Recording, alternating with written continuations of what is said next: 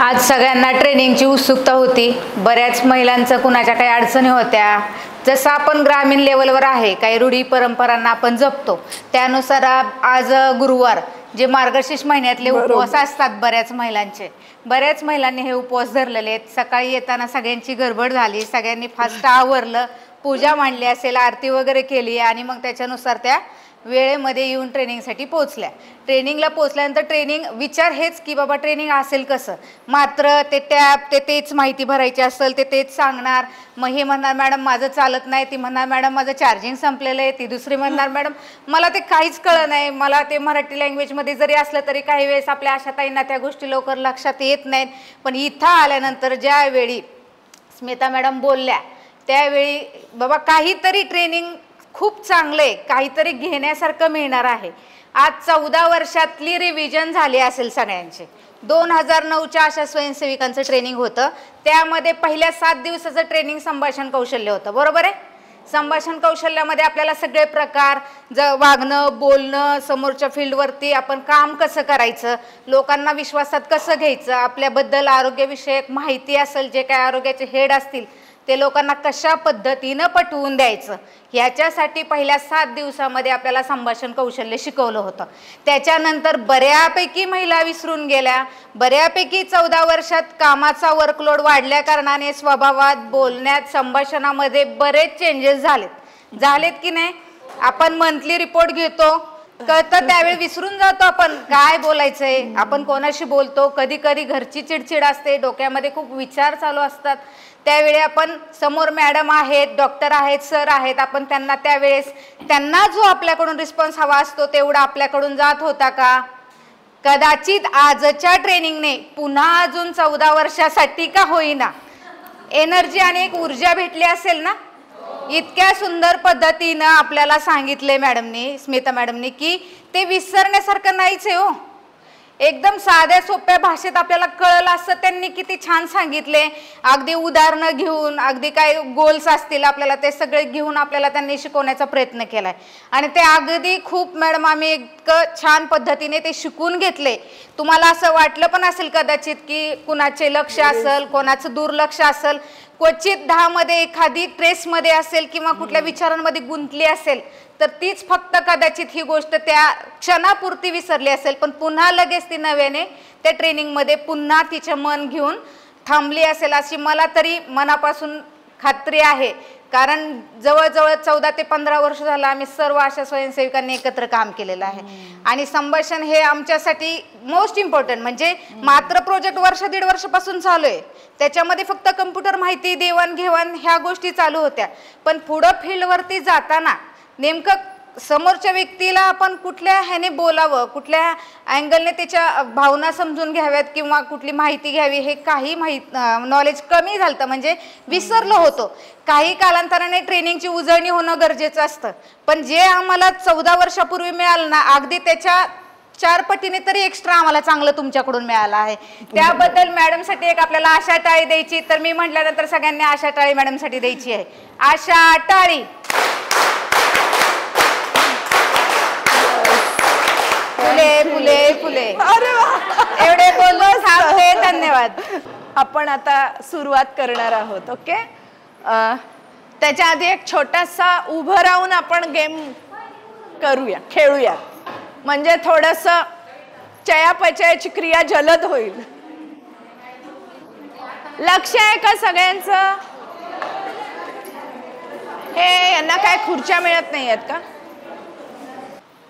हा, मी सांगितल्यानंतर सगळ्यांनी उभं राहायचंय, पण गेम काय आहे हे समजून घ्या आणि तो तुम्हाला किती चान्स मध्ये तुम्ही तो पूर्ण करणार, टास्क देणार आहे। गेम म्हणण्यापेक्षा तो टास्क एक, म्हणजे ते काम तुम्ही किती चान्स द्यायचे तुम्हाला हे तुम्ही मला सांगा। तुमचं काम काय आहे, टास्क काय आहे? सगळ्यांना 1 ते 100 आकडे येतात, ओके। 3चा पाढा येतो का? Yes, very good. मग काय करायचंय, मी उभं राहा म्हटल्यावर सगळ्यांनी उभं राहायचंय आणि मी कुठूनही सुरू करेन, मागून सुरू करेन, मधून सुरू करेन किंवा सुरुवातीपासून सुरू करेन, ओके। काय करायचंय तर प्रत्येकाने आकडे मोजायचे 1 2 3 4 5 6 असे आणि तुम्हाला 100 पर्यंत येतात. 100 काही लोक नाही आहेत, त्यामुळे आकड्याचा काही प्रॉब्लेम नाही. 3 किंवा 3च्या पटीत ज्याच्यावर अंक येईल त्यांनी अंक न म्हणता टाळ्या वाजवायच्यात. 3 टाळ्या वाजवायच्यात. 6 म्हटलं तरी 3च टाळ्या वाजवायच्यात. प्रत्येक वेळी टाळ्या 3च वाजवायच्यात. ओके. आणि असं जिथून सुरू करू त्या आशापासून शेवटची आशा पूर्ण होईपर्यंत न चुकता तुमचं हे चालू राहिलं पाहिजे. जमेल? बरं, आता तुमच्या सगळ्यांकडनं मला हे ऐकायचंय, तुम्हाला किती संधी द्यायच्या, किती चान्स द्यायचे, किती चान्स मध्ये हा टास्क पूर्ण करणार? 1 2 किंवा 3? नाही, पण किती चान्स मध्ये तुम्हाला पाहिजेत हे मी तुम्हाला आधी विचारले. त्यामुळे तुम्ही जास्तीत जास्त 3 किंवा कमीत कमी 1. 3 चान्स. ओके. खेळ लक्षात आलाय, टास्क लक्षात आलाय. 3 किंवा 3च्या पटीवर आकडा आला तर आकडा न उच्चारता टाळ्या वाजवायच्यात. इतकं साधं आहे. ओके. सगळ्यांनी उभं राहा. आता आपापल्या जागेवर उभं राहा सगळ्यांनी.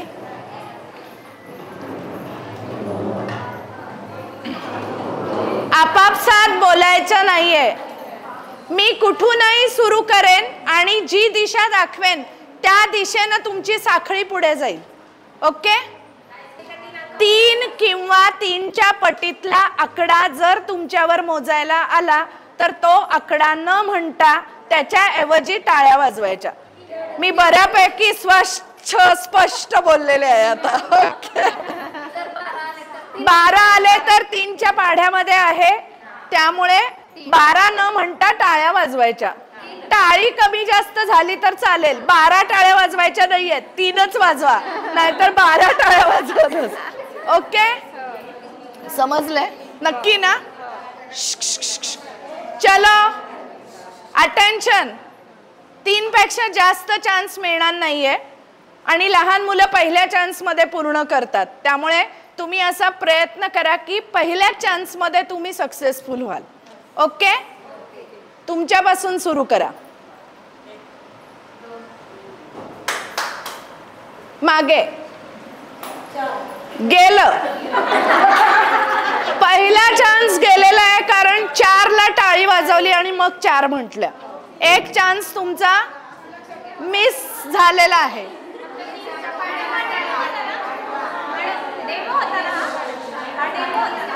डेमो नव्हता. उरलेल्या 2 चान्स मध्ये टास्क पूर्ण करण्याचा प्रयत्न करणार आहोत आपण. ओके. अटेन्शन. समजलंय सगळ्यांना? या ताईंपासून सुरू करायचं. सुरू.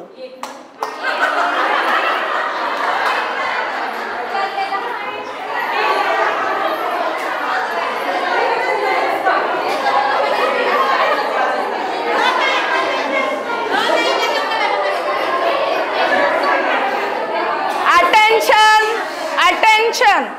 आता शेवटचं सांगा मला, अजून किती चान्स पाहिजेत? अजून 3 म्हणजे काय?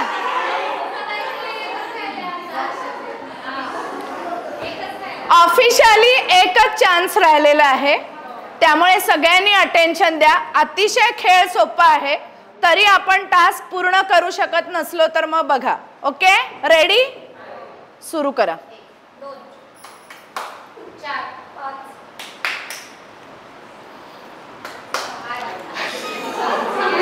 बसा खाली.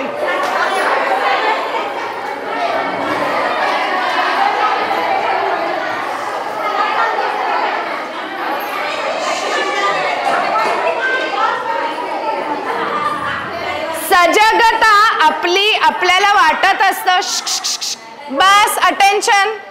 आपल्याला वाटत असतं की आपण सजग आहोत, प्रत्येकाने करायला पाहिजे, पण सोपं वरवर सोपं दिसलं तरी अनेकदा तो सोपा टास्क अवघड असतो. म्हणजे अवघड आहे का हा टास्क? तर नाही आहे, पण तिथे आपलं अटेन्शन आणि सगळ्यांचा अलर्टनेस आणि सगळ्यांची एकी हे खूप महत्वाचं आहे. उद्या परत टास्क पूर्ण करून दाखवा. ओके, आता उद्या संधी देईन. आता सकाळी आपण संवाद कौशल्य आणि समुपदेशन कौशल्य आपण शिकलेलो आहे. आता तुमचे आम्ही 6 ग्रुप करणार आहोत. ओके, आणि त्या 6 ग्रुपला तुम्हाला एक सिच्युएशन, एक परिस्थिती दिली आहे जी तुम्ही डे टू डे तुम्हाला त्याच्यातनं तुम्ही जातच असता. तो जो काही रोल प्ले म्हणतो आपण त्याला, तर ती परिस्थिती वाचायची. ती अशी कागदावर लिहिलेली आहे प्रत्येकाला. ती वाचायची. त्या परिस्थिती वाचल्यानंतर तुमच्या ग्रुपमध्ये साधारण 10 महिला 10 अशा येतील.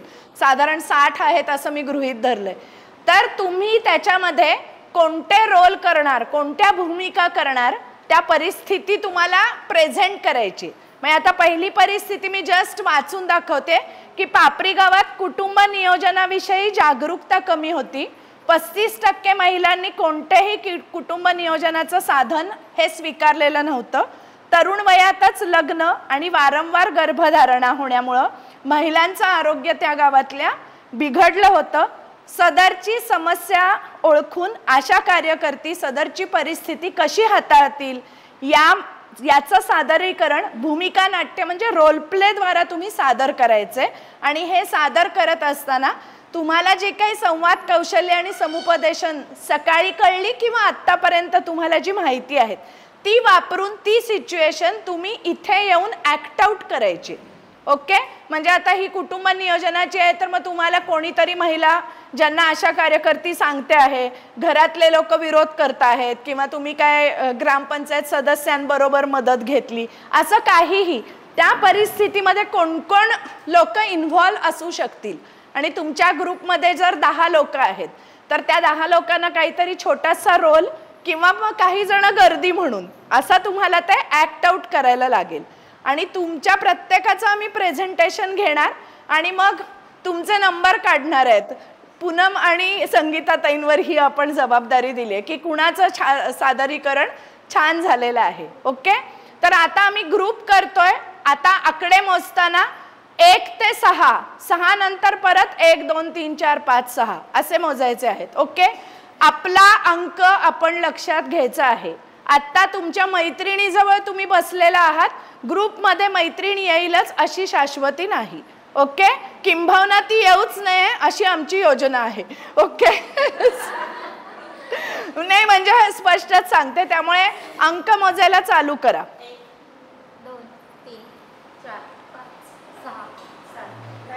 1 2 5 6 1 2 3 4 5 6 1 2 3 4 5 6. तुम्ही खेळणार नाहीये बर. कुठपर्यंत आला? 6. तुम्ही आहे ना? 1. तुम्ही नाहीये? 1 नाहीये का? नाही, हे काय कम म्हणजे तुमच्या मनावर नाही आहे.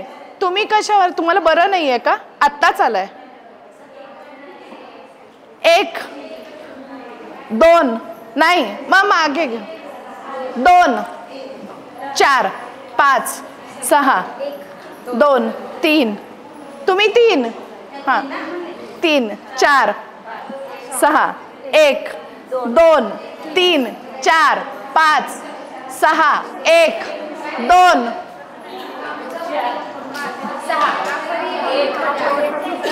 3 4 5 6 1 2.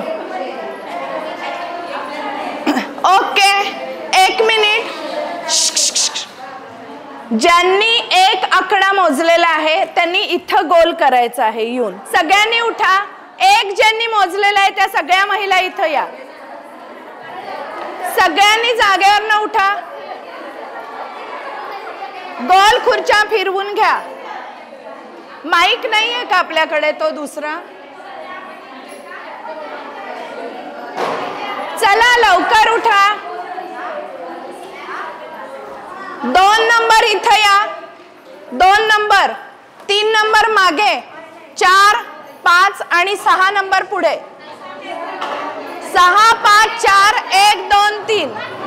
म्हणजे कारण आपण गावामध्ये जेव्हा तुम्ही काम करता तेव्हा एखादा इश्यू जेव्हा तुम्ही फेस करता, एखादी परिस्थिती फेस करता, त्याच्यामध्ये अनेक जण इन्व्हॉल्व असतात. तर तुम्हाला जी सिच्युएशन, जी परिस्थिती दिलेली आहे त्याच्यामध्ये कोण कोण असू शकतं लाभार्थी म्हणून किंवा कोणाची इन्व्हॉल्वमेंट असते असं इमॅजिन करून तुम्हाला तुमचे संवाद लिहून काढा किंवा जस्ट इमॅजिन करा. आणि त्याच्यानंतर साधारण तुम्हाला आता 3 वाजलेले आहेत, 15 मिनिटं विचार करायला वेळ आहे. 2:15 नंतर आपण प्रेझेंटेशन सुरू करणार. ठीक आहे? त्यामुळे तुमचा रोल प्ले आता ह्यातला एक रोल प्ले एकेकांना द्या. 1 2 3 4 5 आणि 6. 1 तिकडे, 1 तिकडे, 1 मग 2 मागे 3. तो रोल प्ले मिळाल्यानंतर तुम्ही तुमच्या गटातल्या महिलांना ते वाचून दाखवा आणि मग तुम्ही विचार करायचा. ओके?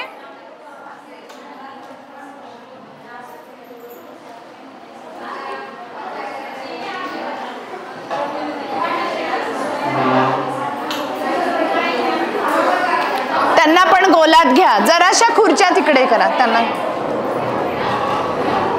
एक कोणीतरी वाचून दाखवा आपापल्या महिलांना आणि मग तुम्ही जरासं क्लोज.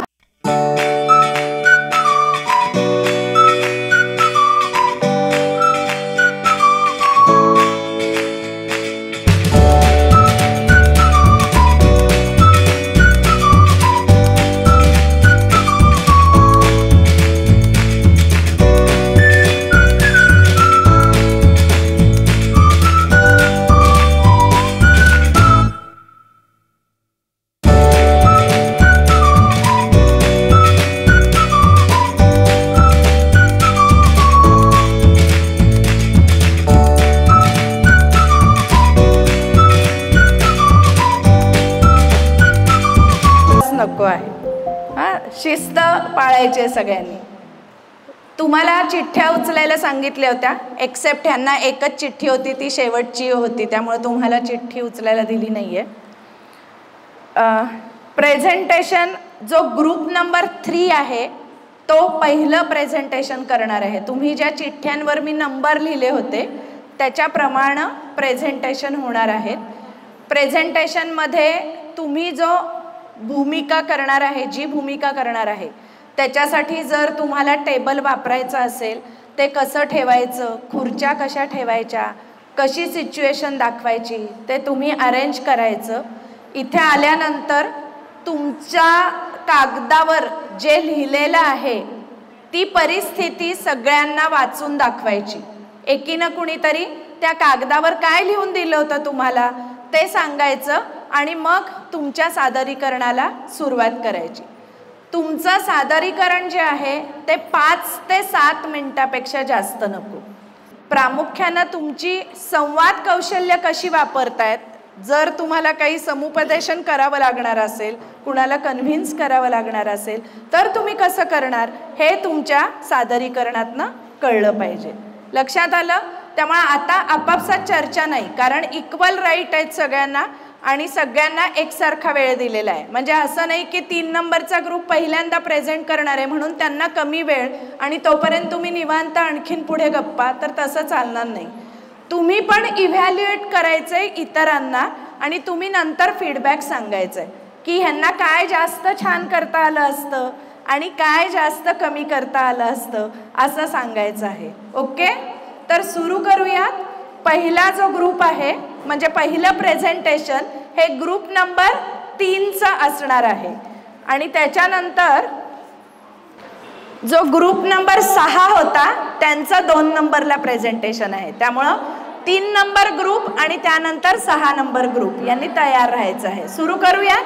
ग्रुप नंबर 3ला मी आमंत्रित करते. Group number 3.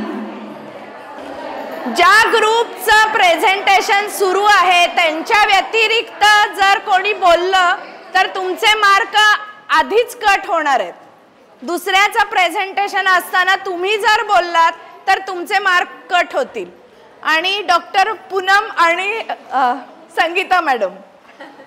राजेवाडी गावात मीरा ही 14 वर्षाची किशोरी असून तिला शारीरिक दुर्बलता, चक्कर येणे आणि थकवा जाणवत होता. तिच्या शाळेतील शिक्षकांना, तिच्या पालकांना तिचे आरोग्य तपासणीचा सल्ला दिला. आरोग्य तपासणीत मीराला ॲनिमिया असल्याचे स्पष्ट झाले. सदरची बाब आशा कार्यकर्ती यांना समजली. त्यानंतर त्यांनी मीराच्या कुटुंबियांशी चर्चा केली. तसेच गावातील किशोरवयीन मुलींसाठी ॲनिमियावर जागरूकता शिबिर आयोजित केलं. गावातील काही लोकांना शिबिराची कल्पना आवडली नाही. तसेच शिबिर उद्घाटनासाठी विशिष्ट राजकीय नेत्यालाच बोलवायचा आग्रह केला. सदरच्या प्रसंगाचे भूमिका नाट्यद्वारा सादरीकरण करा. सदरचे सादरीकरण करत असताना प्रामुख्याने आपल्याला शिकवण्यात आलेला संवाद आणि विविध समुपदेशन करण्याचा वापर करावा. चला सगळे वर्गात आले का? मॅडम हिला चक्कर येते, थकवा पण आले. चक्कर येते? बस खाली इथं. काय होतंय तुला? चक्कर येते. फिरतंय का? तू जेवली होतीस का? जेवली होती. तू झोप जरा वेळ, आपण तुझ्या घरच्यांना बोलू.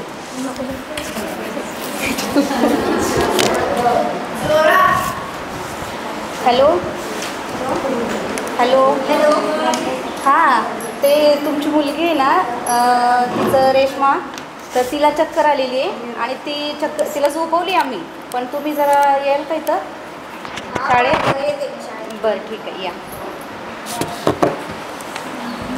हॅलो, काय झालं मॅडम मुलीला? प्रार्थनेच्या वेळेस उभी केली तर ती पडली. तिच्या मैत्रिणी तिला घेऊन आली, चक्कर आली तिला, लगेच होतं. मला असं वाटतं ती काय जेवली नाही का घरी? हा, जेवणच वेळेवर करत नाही आहो ती. मीरा, काय होतंय तुला? चक्कर येते. आपण इथं जवळ डॉक्टर आहेत, आपले सरकारी दवाखान्यात सिस्टर आहेत, डॉक्टर आहेत, त्यांना बोलू आणि ते बोलतील. हा चालते, बोलू. फोन करून आपण त्यांना बोलून घेऊ. हॅलो हॅलो, सरकारी दवाखान्यातून कोण बोलते? सिस्टर आहेत का? हां हां, बोला. आहेत का? त्यांना जरा इथं शाळेत यायला वेळ मिळेल का? मुलीला चक्कर आली, जर आपण बघूया तिला काय झाले ते. हो हो, येते. डॉक्टरना घेऊया. नमस्ते. नमस्ते. ती मुलगी चक्कर आली, तिला पडली, ती उभी राहिली, अशीच पडली. तर आपण, मला वाटतं तिला चेकअप केलं तर बरं होईल. काय होतं ते बघूयात. तिला इथं वरती बसतो.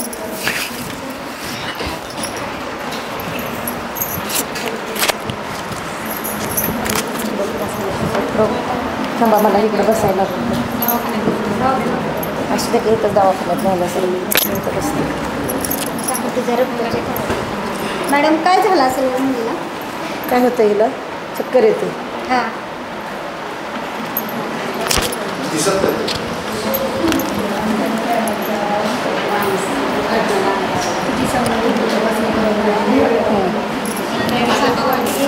तिची एच बी तपासणी करून घ्या. त्याचं जरा रक्त वगैरे कमी वाटतं. एच बी तपासणी करून घेतल्यानंतर रिपोर्ट आल्यानंतर आपल्याला हो दवाखान्यात होईल. आपल्या इथं करून घेऊया आणि तिचं हे करूया.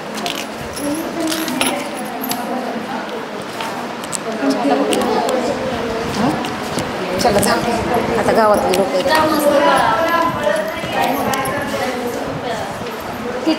तिला अशक्तपणा आहे म्हणून तिची हिमोग्लोबिनची टेस्ट करून घेते. हिमोग्लोबिनची टेस्ट तिची 7.2 आलेली. मग तिला ॲनिमिया असल्यामुळं तिला डॉक्टरांकडून ॲनिमियाच्या गोळ्या वगैरे म्हणजे उपचारात्मक गोळ्यांचा डोस चालू केलेला आहे. आता ह्याचा पुढचा रोल सांगते की शाळेमध्येच जाऊन किशोरवयीन मुलींना ॲनिमियाविषयीची माहिती पुढच्या भागामध्ये सांगते. त्यासाठी आधी गावातील सदस्यांना, सरपंचांना याविषयीची माहिती देते.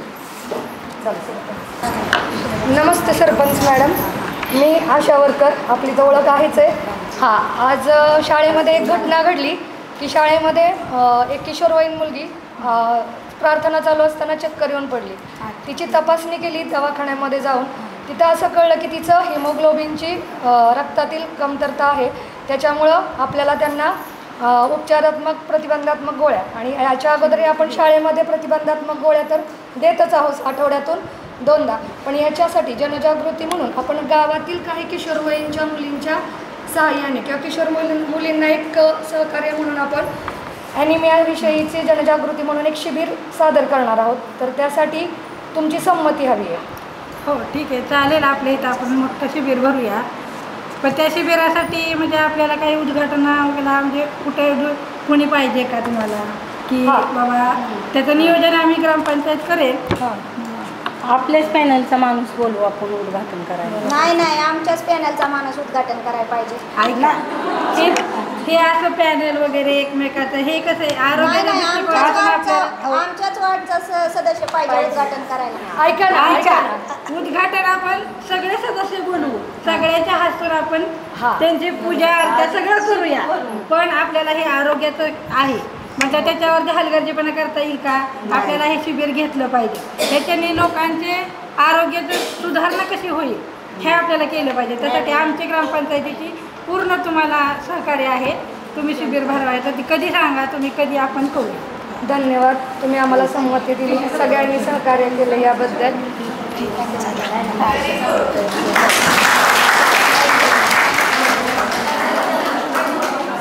सावर्डे गावातील काही नाठाळ गावकरी सार्वजनिक आरोग्याकडे वारंवार दुर्लक्ष करत होते. वारंवार तंबाखू सेवन, दारू पिणे, महिलांना शिव्या देणे अशा बाबी चालू होत्या. तसेच सामूहिक जलस्रोताचीही नासाधूस चालू होती.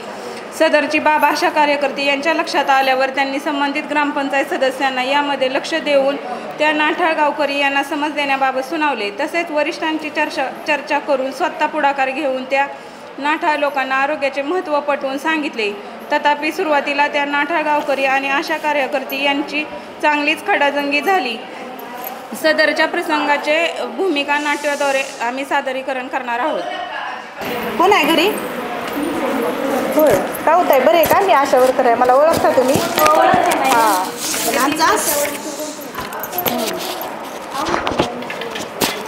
हां आम्ही एसीडीचा सर्वे करतोय. 30 वर्षावरील किती लोक आहेत त्यांची फक्त आम्हाला माहिती सांगा. हां 2 जण आहेत का? तुमचं नाव काय? तुमचं नाव काय? हां तुमच्या मिस्टरांचं? हां तुम्हाला कुठलं व्यसन आहे का? कुठला मिस्त्री असता का? तंबाखू खाताय का? तुमचे मिस्टर? होय दारू पितात का? आहे तंबाखू कोण खाते? होय आहेत का इथं? नाहीत का? हां तुमचे सांगा, तुमचं नाव सांगा पूर्ण. हां तुमच्या मिस्टरांचं नाव सांगा. तुमच्यात कोण व्यसन करते का? तंबाखू खाते का? तंबाखू खाते का? तंबाखू खाल्लेलं चांगलं नसतं तरी तुम्ही पण त्यांना समजून सांगा. जरी आता आम्हाला जाताना भेटले तरी आम्ही त्यांना माहिती देतो की तंबाखू खाणं चांगलं नाही, तंबाखू खाण्याने कॅन्सर होतो असं त्यांना समजून सांगा थोडं. चला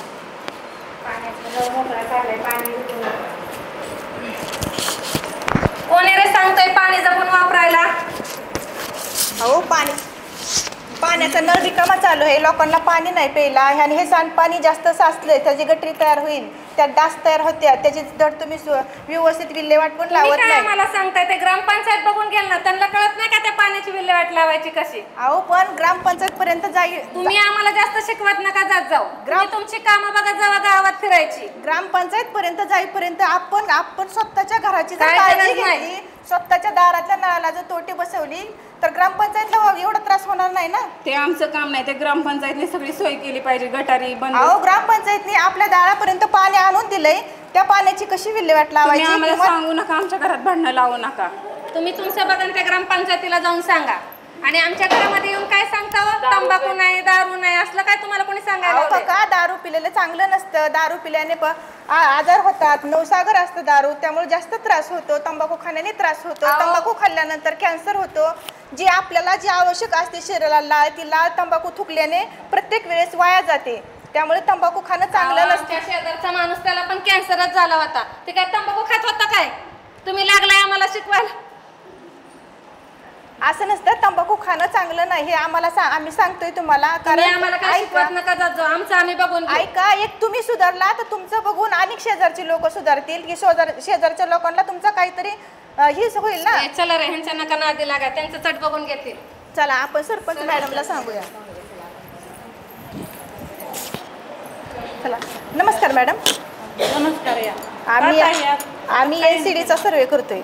हां बोला की आपल्या गावातील 30 वर्षावरील लोकांचा सर्वे चालू आहे आता, हां की 30 वर्षावरील लोकांनी कोण व्यसन करतंय, कोण तंबाखू खाते, दारू पितंय का, ह्याच्याविषयी आम्ही माहिती देतोय की त्यातून लोकांनी तंबाखू खाऊ नये की व्यसन करू नये ह्याविषयी आम्ही आरोग्याची माहिती देतो. तर ती लोक आम्हाला जास्तच डायरेक्ट शिव्या द्यायला चालू करतात. त्यांच्या दारात रिकामं पाणी चालू आहे तरी त्या पाण्याच्या तोट्या बसवल्या नाहीत, बिगर तोट्याचे नळ चालू आहेत. ते सांगा गेलं तरी ते जास्त आमच्याकडेच शिव्यागाळी द्यायला लागतात. चला आपण बघूया त्यांच्याकडे, सांगू त्यांना आपण.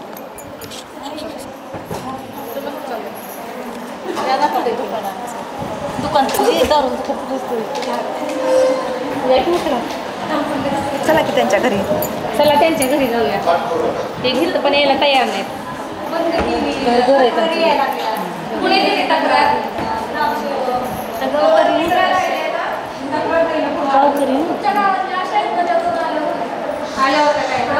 त्यांचं काय समजतच नाही ते का सारखे पाणी करत होते. चला अशा ताई त्यांची घरं दाखवा. कुठे आहेत त्यांची घरं? चला दाखवतो. हेच घर आहे त्यांचे. कुठे गेलेत साहेब? ते काय पटकन का हो, काय चाललंय गावात? सांगताय त्या आशा ताई व्यवस्थित तुम्हाला काय होत आहे? तिथं आमची तक्रार देऊन आलाय. दुकानात गेलतो आम्ही आता. का तुम्ही तक्रार दिली? तुम्हाला सांगून गेलो होतो ना. तुम्ही ऐकलं नाही म्हणून आम्ही सरपंचाकडे गेलो सांगायला. अहो पण काय करायचंय? आमचं आम्ही बघून घेऊ ना. आमचा जीव आहे, आमचं आम्ही बघून घेऊ ना. सरपंच अहो तुम्ही असं बोल नका भाऊसाहेब. तुम्ही ऐकून घेतलं पाहिजे त्यांचं पण. ते आरोग्याची माहिती तुमच्यापर्यंत देत आहेत ना, मग ते आपल्या आरोग्यासाठी चांगलं आहे. तुम्ही ऐकलं पाहिजे. तुम्ही नाही ऐकलं तर तुमचं बघून गावातले आणखी 4 जण असंच करतील ना. मग तुम्ही सांगतात की दारू पिऊ नका, तंबाखू खाऊ नका. मग तुमच्या चांगल्यासाठी सांगतात ना ते. त्यांचं ऐका ना जरा तुम्ही. तुमच्यासाठीच सांगतात ते. त्याचे परिणाम ऐका काय काय होतात ते सांगत आहे. परिणाम त्याचे दारू पिण्याने काय होतं, तंबाखू खाण्याने काय होतं. तंबाखू खाण्याने कॅन्सर होतो आणि जास्त तंबाखू खाल्ल्याने जास्त वेळा जी माणूस थुंकतोय ती शरीराला जी आवश्यक असतील ती लाल थुंकी वाटे बाहेर पडती आणि त्यामुळे कॅन्सरचे प्रमाण जास्त वाढते. दारूने लिव्हर खराब होतो, घराची बरबादी होती, घर उद्ध्वस्त होतं. त्याच्यामुळे दारू बंदच करून टाकायचं. चालतंय, आम्ही हे तुमचं ऐकतो. आता इथून पुढे आम्ही काय दारू पिणार नाही आणि जे आमचे मित्रमंडळी असतील त्यांना पण आम्ही सांगतो दारू प्यायची नाही किंवा तंबाखू खायची. आजपासून दारू बंद सगळ्यांची. अजून राजूच्या आईवडिलांना लसीकरणाविषयी योग्य माहिती नव्हती. त्यामुळे त्यांनी राजूच्या जन्मानंतर कोणत्याही लसीकरण कार्यक्रमामध्ये भाग घेतला नव्हता.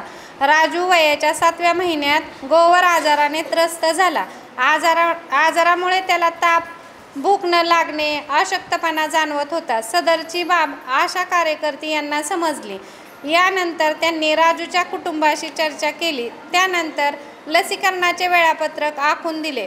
तथापि राजूचे आईवडील आरोग्य केंद्रात जाण्यास टाळाटाळ करत राहिले. सदरचे परिस्थितीची भूमिका नाट्याद्वारे सादरीकरण करा. सदरचे सादरीकरण करत असताना प्रामुख्याने आपल्याला शिकवण्यात आलेला संवाद आणि समुपदेशन या कौशल्याचा वापर करावा. डॉक्टर, माझ्या राजूला खूप ताप आलाय.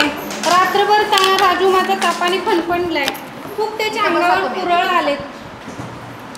खूप रडतोय राजू रात्रभर झोपच नाहीये त्याला. काय करायचं?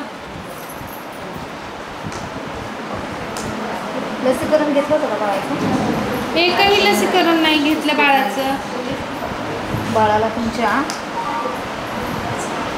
बाळाचं लसीकरण झालंय का? नाही झालं बाळाचं. किती महिन्याचं बाळ? लसीकरण म्हणजे काय माहित नाहीये. तुमच्या घरी अशा काही नव्हत्या आल्या का सांगायला? नाही आल्या. एक गुलाबी साडीवाले आल्या. मग काय सांगून नाही गेल्या का त्या तुम्हाला? लसीकरणाची काही माहिती दिली नाही का? त्या म्हणल्या बाळाला दवाखान्यात आला. लसीकरणाची काही माहित नाहीये. आमच्या आत्या खूप रागवतात. त्याला दवाखान्यातच नेऊन देत नाहीयेत. रात्रभर त्यांनी असंच ठेवलंय. आत्यांना विचारून मी दाखवते. आत्यांना नाही. तुमच्या बाळाला गोवर झालेला आहे. तुमच्या बाळाला गोवरची लस टोचून घेतली का? मग ती बाळाला लसीकरण सगळं झालं पाहिजे ना तुमच्या. मग तुम्ही बाळाचं लसीकरण करत नसाल तर मग कसं त्या बाळाला होणार आहे? जे शासनाने तुम्हाला एवढी लसीकरण दिल्यात याचा अर्थ बाळाची इम्युनिटी वाढवण्यासाठी व त्यांच्या आजारांपासून संरक्षण करण्यासाठीच आहेत ना. मग ते लसीकरण तुम्ही घेतलं पाहिजे ना. बरोबर. 88 बोलते. तुमच्याकडे अशा ताईंना पाठवून देतो. बाळाचं लसीकरण पूर्ण करा. मी आता देतो ते गोळ्या औषध बाळाला देऊन घ्या. बरं.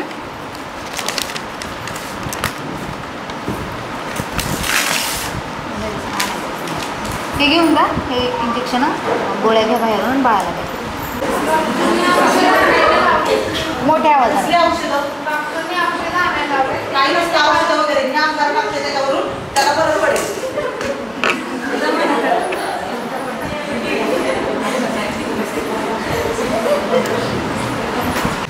हॅलो अश्विनी. हां. अरे आता एक पेशंट येऊन गेलेले कोंबड्यांचं. हां. त्यांच्या बाळाला लसीकरणाची माहिती कुठे दिली नाहीये का?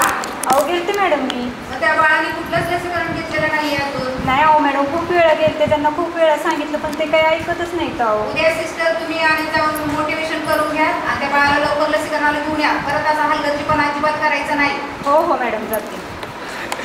आत्या बाळाला काय झालंय बघा, हे बाळच राही नाहीये. काय नाही झालं बाळाला, त्याला दृष्ट लागली त्याच्यावरून अंगारा टाकते, त्याला फरक पडेल. घरात कोणी आहे का? आहे की सुनबाई आमची बसली आहे तिथं. काय ह्या सारख्याच गुलाबी साडी घालून आमच्या दारात येतात. हॅलो काय रे का ताई, बरे आहे का? हो हो बरे आहे. कशा आहात? बरे आहे, चांगले आहे. बाळ तेवढं आजारी आहे, रात्रीपासून जरा पीत नाहीये, अंगावर ताप आलाय, त्याला कणकणी आले. हो का? आत्या पण काही बघूनच देत नाही. आम्ही इकडे नातवाला, माझं 7 नवसाचं नातू. कधीपासून ताप येतोय? रात्रीपासून ताप येतोय, अंगावर पुरळ आले त्याच्यात. ते काय दूध वगैरे पीत नाहीये. हो का? हो. दवाखान्यात नेलं होतं का तुम्ही? हो हो दवाखान्यात नेलं. हो का? काय म्हणाले डॉक्टर? डॉक्टर म्हणाले की त्यांचं लसीकरण करा. हो पण आत्याबाई आमच्या ऐकायला तयार नाहीयेत. तुम्ही त्यांनाच बोला. हो अहो आम्ही आलो होतो पण त्या काय म्हटल्या तुम्ही गावाला गेलात.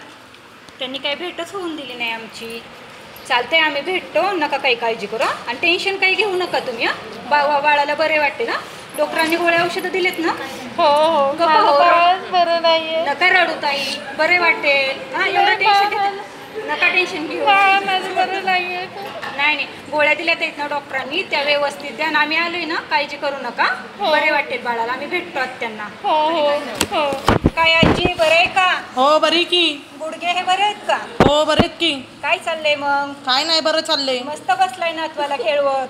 मग काय खेळवाय नको का या वयात? काय झालंय, बरं आहे का? हो बरं आहे, थोडंसं किरकिर करतोय, बाहेर वासा लागला असेल. हो काय झालं की तुला रडायला? शांत हो.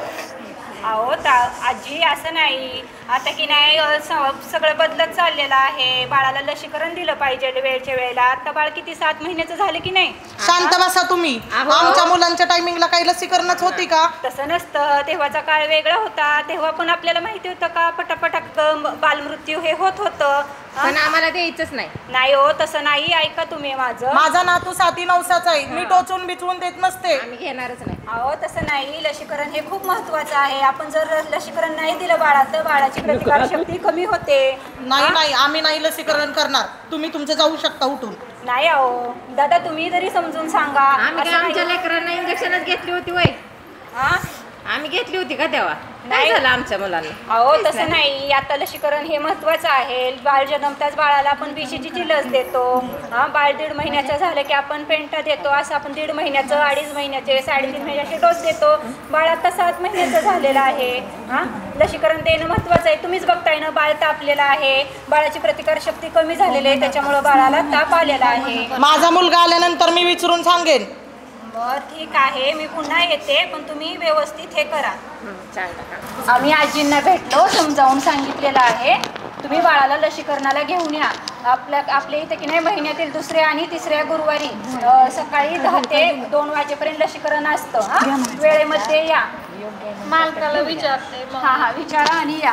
आमच्या आत्या जरा कडकच येतं, सारखे भुनभुन करतात. येतं मालकाला विचारते, आले तर येते, बघू सांगायचं काय. हो तुमच्या मिस्टरांना व्यवस्थित समजावून सांगा ताई, आणि टेन्शन काही घेऊ नका.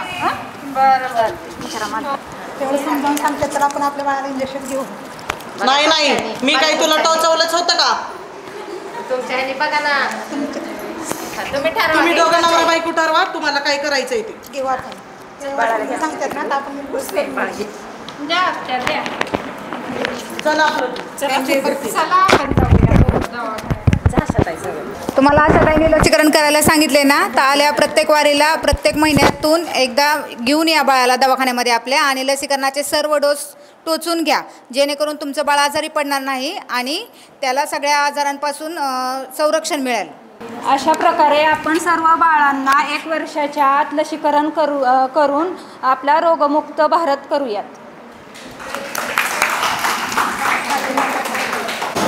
रामपूर गावात सपना ही 32 वर्षीय महिला असून तिच्यावर तिच्या पतीने सतत शारीरिक आणि मानसिक छळ केला आहे. तथापि तिला स्वयंपूर्णतेसाठी कोणतेही स्वातंत्र्य नव्हते. तिच्या त्रासामुळे ती मानसिकदृष्ट्या खचली होती, मात्र परिस्थितीतून बाहेर पडण्यासाठी तिला मार्ग सापडत नव्हता. या परिस्थितीत आशा कार्यकर्ती यांनी तिच्या गावात महिलांशी नित्य संपर्क ठेवला असल्याने सपनाचे वागणे आणि तिच्या शरीरावरील जखमा पाहून त्यांनी तिला विचारपूस केली. गावातील महिला बचत गट आणि स्थानिक संस्थेबाबत बोलणी करून त्यांनी तातडीने महिला हिंसा प्रतिबंध अधिनियम 2005 अंतर्गत स्थानिक पोलीस स्टेशनमध्ये तक्रार दाखल करण्यासाठी सपनाला मदत केली. या संपूर्ण परिस्थितीचे भूमिका नाट्याद्वारे सादरीकरण करा. सादरीकरण करत असताना प्रामुख्याने आपल्या शिकवण्यात आलेल्या संवाद आणि विविध समुपदेशन कौशल्याचा वापर करावा. सपना कपडे धुतली का माझी? धुती. थांबा. कपडे काय एक काम नीट करत नाही? का करत नाही? बापासारखीच आहेस तू पण. 2 तोळा लग्नात दे म्हणलं तर दिलं नाही तर आत्ताच्या आत्ता मला 2 तोळा पाहिजेत, नाही तर नांदायचं नाही माझ्या इथं, अजिबात राहायचं नाही, पटकन निघायचं. काय सांगितलंय? राहायचं नाही इथं. हां, कपडे ही नीट धुवायची. काम काय करत नाही, काय नाही, नीट राहत नाही. माझं सगळं ऐकायचं. 2 तोळे घेऊन यायचं, बापाला सांगायचं फोन करून आत्ताच्या आत्ता, नाहीतर निघून जायचं घरातनं माझ्या. काय सांगितलं?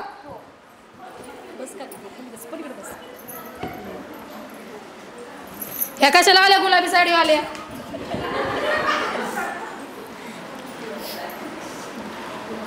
पारुमावशी, ओ पारुमावशी, आता काय खरं नाही बाबा. मला नाही. आता तर बोलल्या. पारुमावशी कोण आहे? अहो सपना कुठे दिसत नाहीये. काय काम सपनाकडं? असं कसं म्हणता? आता आम्ही येतोच. अहो हो की बरोबर आहे तुमचं म्हणणं, पण आम्ही सर्वे करत असताना तुम्ही पाहिले किती वेळा तरी तुम्ही का असं बोलताय? आता आले ना मी, ते कशासाठी आले माहिती का? तर माझं सपनाकडं काम आहे खूप महत्त्वाचं आहे, आणि ते म्हणजे कुठलं तर आरोग्याविषयी मला तिला माहिती द्यायची आणि खूप महत्त्वाची माहिती द्यायची, म्हणून मी आलेली आहे. जरा सपनाला हाक मारा ना, मारा जरा मारा. येते ना ऐकायला आता? हां आता येणार. येते चल.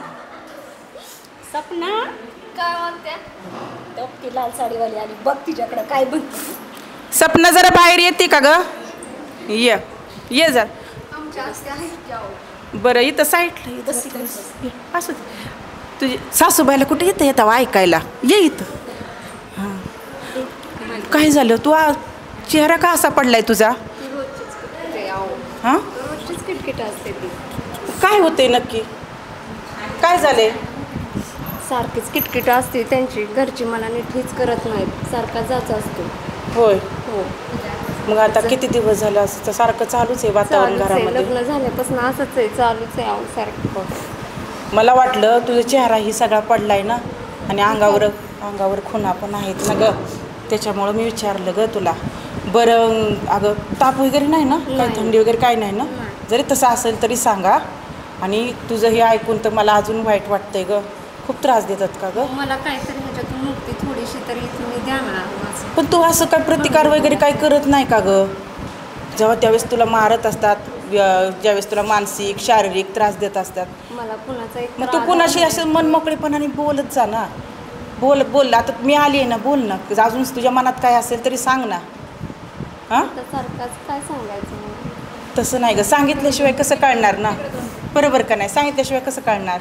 हां बरं ठीक आहे, असू दे. तू आता तुझी आता कंडिशन नाही ना ग बोलण्याची, ठीक आहे. ह्याच्या नक्कीच मी ह्याच्यावर आहे ना, तुझ्यासाठी मी काही ना काही नक्कीच म्हणजे ह्याच्यावर उपाय काढेल, किंवा काही ना काही तिथपर्यंत मी जाईल. आता एक महिला म्हणून आहे प्रतिबंध म्हणून उपाय, त्याच्यामधून म्हणजे जे आहे तर त्याच्यात जी योजना आहे ते त्यामध्ये ते महिलाचे सक्षमीकरण करतात, महिलांचं रक्षण करतात. तर तिथपर्यंत मी पोहोचेल आणि तुझी ती माहिती सगळं सांगेल. बरं ठीक आहे, मी तुम्हाला एका दिवशी फोन करते. हां. आणि मग तुम्ही ती जा कुठंतरी नोंदवा, माझी खरंच दखल घ्या. बरं यासाठी. बरं चालतं. माझं कल्याण होईल. हो हो चालेल चालेल, अजिबात काळजी करू नको. नाही नाही काही नाही, आरोग्याविषयी सगळी माहिती दिली, काळजी करू नका. एवढं बरं तुम्हाला ऐकाय आलं हो मावशी. बरं ठीक आहे, आता मी जाते कारण मी सर्वे करते ना, त्याच्यामुळं तुमच्या संग मला वेळ नाही बोलायला. तिला सांगितलंय मी सगळी माहिती. काय काळजी करू नका. नमस्ते. तुम्ही नका. नमस्ते. आपल्या गावातील महिला जी आहे ना सपना, तिच्यावर तिचे मिस्टर सतत म्हणजे छळ चाललेला आहे तिचा, मानसिक आणि शारीरिक सुद्धा. तर त्याची एक नोंद द्यायची होती तुमच्याकडे, तर लिहून घेताय का तुम्ही? आपण काय करू, महिला हिंसाचार हा 2005 अंतर्गत कायदा आहे, तर त्या कायद्याच्या आपण पोलीस स्टेशनला जाऊन रितसर तिच्या पतीविषयी तक्रार करूया. कारण अन्याय करणारा जेवढा दोषी आहे तेवढाच अन्याय सहन करणारा पण दोषी आहे. आत्ता सध्या सपनाला पूर्ण महिलांची सपोर्टची गरज आहे, तर माझ्या सर्व महिला घेऊन आपण पोलीस स्टेशनला स्वप्नाच्या घरून तक्रार करायला जाऊया. आशांमार्फत आम्हाला ही सगळी माहिती समजलेली, तक्रार समजलेली. तर आपण काय करायचे, बचत गटाचे अध्यक्ष असेल ते पोलीस पाटील, आणि आपण पोलीस स्टेशनमध्ये जाऊन तिच्या घरच्यांची तिथं तक्रार नोंदवूया आणि तिला योग्य असा न्याय मिळवून देऊयात.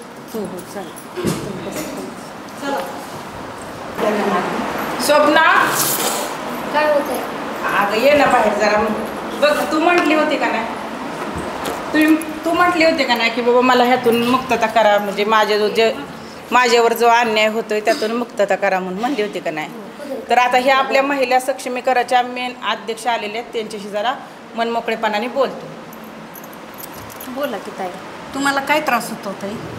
आता घरात सारखेच आवडछळ करतात सगळेच, नवरा सासूबाई आमचे ते. हां, मग हा त्रास तू सहन करू नको. कारण आता आपण काय करू, पोलीस स्टेशनला जाऊन तक्रार करू. जर तू हा त्रास सहन करत राहिली तर ह्यात तुझ्या जीव जाण्याची सुद्धा शक्यता आहे आणि तुझ्या जीवाला पण धोका आहे.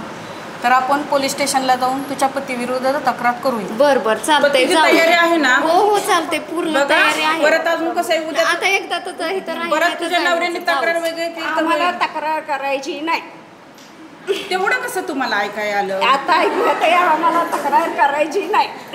तसं आमचा घरातला आमचा आम्ही बघून घेऊ. काही कोण बोलतोय ग? आमचा आम्ही बघून घेऊ. नाही तसं नाही, तुम्हाला चांगल्यासाठी सांगते, त्याच्यातून पण तुम्हाला चांगलंच भेटणार आहे. बघा तिथे गेल्यानंतर तुम्हाला इतकं ऐकू नका ह्यांचं, आपण तक्रार करायला जाऊया ना. एवढं ह्यातून काय मला छळ होतोय ह्यांच्यापासून जास्त. नाही चला, आम्ही नाही आज तुमचं म्हणजे तुमचंच फक्त ऐकणार, आम्ही ह्यांचं ऐकणार नाही. कारण मी स्वतः पाहिलेत तुमच्या शरीरावर जे खानाखुणा आहेत ना, त्या पाहिल्यानंतर मला पण खूप वाईट वाटलं. म्हणून म्हणलं आता सपनाला ह्यातून मुक्तता केली पाहिजे. चला आपण सर्वांनी मिळून तिथं तक्रार करूया पोलीस स्टेशन. ह्या गावातील स्वप्नाताई आहेत, त्या वारंवार त्यांचे पती आहेत ना, त्यांना मारहाण करतात. या मारहाणीतून त्यांचा जीव पण जाण्याची शक्यता आहे, तरी तिची तक्रार नोंदवून घ्यावी. ह्याच्या पाठीमागे तुम्ही तक्रार कधी दिली नव्हती का? एवढा त्रास होतो तरी नव्हती दिल्या हो. पण आता ह्या महिला आल्यात माझ्यापाशी. मी त्यांना पोलीस पाटलांना वगैरे सांगितले का? महिला मंडळाच्या बायकांना पण अगोदर पूर्वी सांगितलेलं का? नव्हतं सांगितलेलं, त्यांना समुपदेशन पण आम्ही केलेलं, समजावून पण सांगितलं, पण वारंवार समजून सुद्धा तिचे पती ऐकत नाहीत आणि तिला हुंड्यासाठी सुद्धा बोलतात. 2 तोळ सोनं आण, पैसे आण, आईकडून आण. तिच्या आईची गरीब परिस्थिती आहे, ते देऊ शकत नाही दिलं तर तिला मारहाण करतात. हे आम्ही त्यांना समजून सांगितले होते, पण ते ऐकण्याच्या मनस्थितीत नाही. तरी तुम्ही तिची लेखी तक्रार लिहून घ्यावी. आणि मी सर्वे करायला ज्यावेळेस गेले ना, त्यावेळेस त्या दिवशी अक्षरशः तिचे मिस्टर आहेत ना तिला मारत होते, अक्षरशः मारत होते. पण कसं झालं, मी गेल्यानंतर पटकन ते बाहेर निघून गेले, त्यामुळे मला त्यांच्याशी जास्त बोलता आलं नाही. पण तिची ती अवस्था बघून की कळलं की नक्कीच हिला मानसिक आणि शारीरिक त्रास हा नवरा नक्कीच देत आहे. मग आता तुम्हीच सांगा साहेब की इथून पुढे आता काय केलं पाहिजे, हे जेव्हा तुम्हीच करा, मग सांगा.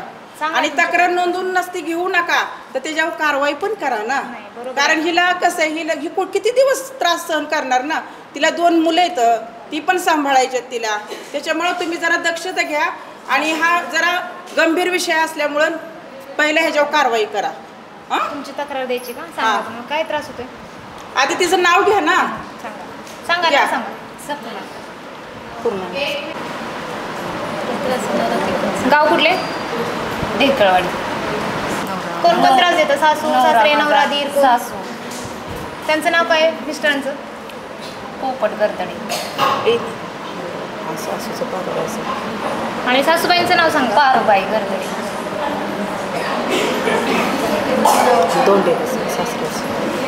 काय त्रास होतो? काय देतात म्हणजे मारहाण करतात का? कशासाठी मारहाण करतात? काय त्रास? आम्हाला जो दिलेला होता रोल त्याच्यामध्ये परिस्थिती म्हणजे परिस्थिती बघून आपण निर्णय घेतला पाहिजे. तर त्या निर्णयाप्रमाणे आम्ही असं ह्याच्यातून सपना ह्या रामपूर म्हणजे आमचं जे गाव आहे, मी जे काम करते ते रामपूर गाव आहे. तर ह्या गावामध्ये ना सपना ही माझी आणि तिची सपनासारख्या अनेक मुली आहेत की त्यांचासुद्धा मानसिक शारीरिक छळ होत असतो. तर त्यातून आता एवढंच तिला फक्त आम्हाला सांगायचं की तू असं सहन करणं अन्याय सहन करणं पण आणि दुसऱ्यावर करणंसुद्धा हे मोठं आपल्यासाठी हानिकारकच असतं. आणि पण त्यासाठी अन्याय पण सहन करायचा नाही आणि कुणावर अन्यायसुद्धा करायचा नाही. ह्यातून हेच शिकायचं आम्ही ह्या नाट्यद्वारे म्हणजे तेच शिकवते तुम्हाला आणि तुम्ही सर्वांनी ते हे करावं. आणि ह्यातून आपल्यामध्ये पण आपल्या घरामध्ये पण बऱ्याच ठिकाणी म्हणजे सुना वगैरे प्रत्येकाच्या घरी असते.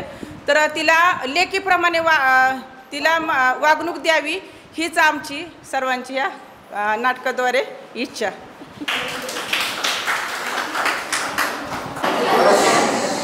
पापरी गावात कुटुंब नियोजनाविषयी जागरूकता कमी होती. 35% महिलांनी कोणतेही कुटुंब नियोजन साधन स्वीकारले नव्हते. तरुण वयातच लग्न आणि वारंवार गर्भधारणा होण्यामुळे महिलांचे आरोग्य बिघडले होते. सदरची समस्या ओळखून आशा कार्यकर्ती सदरची परिस्थिती कशी हाताळतील याबाबत भूमिकेद्वारे नाट्याद्वारे सादरीकरण करा. सदर सादरीकरण करत असताना प्रामुख्याने आपल्याला शिकवण्यात आलेल्या संवाद आणि विविध समुपदेशन कौशल्याचा वापर करावा. पाळी चुकलेली आहे तर आता आपण ठेवायचं का काय करायचं? तू मला काय विचारते ठेवायचं का नाही? तुला नाही कळत का ठेवायचं म्हणून? आता पहिली मुलगी आपली 2.5 वर्षाची झाली. 2 वेळा झालं चुकून ते मिसकरेज, पण तिसऱ्यांदा आपण प्रयत्न केल्याशिवाय वंशाला देवा होणार आहे का मला? पण ह्याच्या पर्याय काय? तू काय ठरवलं आता काय करायचं? मग चेक केलं का नाही? केलंय. बरं इथं कोण येते ना साडी घालून कुठली गुलाबी आशा ताई? हां. मग त्यांना बोलवलंय का? बोला. का मी फोन करू? चालेल, केला तू. हॅलो. हां नमस्कार रेश्माताई. मी धनश्री चौधरीचा मिस्टर बोलतोय, ज्ञानेश्वर चौधरी. तर तुमची थोडी मदत पाहिजे होती. आमच्या घरी येता का? हो हो ठीक आहे. हां चालेल या. Hello sister. हां बोला की रेश्माताई. मी आपल्याला सध्या एका होम व्हिजिटसाठी जायचं आहे. तिथे कुटुंब नियोजनाच्या पद्धती आपल्याला समजून सांगायच्या आहेत. तिथं कुटुंब नियोजनाच्या पद्धती 35%च अवलंबल्या जात आहेत. जास्तीत जास्त म्हणजे जास्त वापरल्या जात नाहीत. तर आपण दोघी जाऊन तिथं समजूत घालू, सगळ्या लोकांची सगळ्यांना माहिती देऊया. तर तुम्ही येताय का? वेळ असेल तर माझ्यासोबत? ठीक आहे, जाऊया आपण दोघी. नमस्कार मावशी. नमस्कार. कसं काय, बरं चाललंय का? हो चाललंय की, बरं आहे की. झालं का जेवण पाणी? हो जेवण हे झालं. निवांत बसलाय तुम्ही? बसलोय आपलं. गौरी कुठे गेल्या? गौरी वहिनी? गौरी आहे की घरात स्वयंपाक करते किचनमध्ये. बोलवता का त्यांना? हां बोलवते की. त्या आवाज थोडी आपल्या आरोग्याविषयी माहिती द्यायची होती त्यांना. काय काम आहे तुमचं? त्यांना माहिती द्यायची, आरोग्याविषयी थोडीशी माहिती द्यायची होती. तुमचं काय बीपीचे गोळ्या खाल्ल्या का नाही? नाही नाही मला काय सुद्धा नाही. मी चांगले ठणठणीत आहे. मला गोळ्याचीच गरज नाही. ठीक आहे वहिनींना आवाज द्या. काय चाललंय धनश्री? काही नाही. काही नाही. काय मग काय बाळ काय म्हणतोय? बाळ आहे की. किती वर्षाचं झालं पहिलं बाळ तुझं? 2.5 वर्षाचं. आता काय परत प्रेग्नेन्सी वगैरे काही? हा आहे ना. आहे का? हो. आम्हाला कळलं तुला राहिली होती पण त्याच्यानंतर ॲबॉर्शन झालं म्हणून. हां 2दा झालं. 2दा झालं का? तुम्ही काय तुमचे मिस्टर कुठं गेलेत?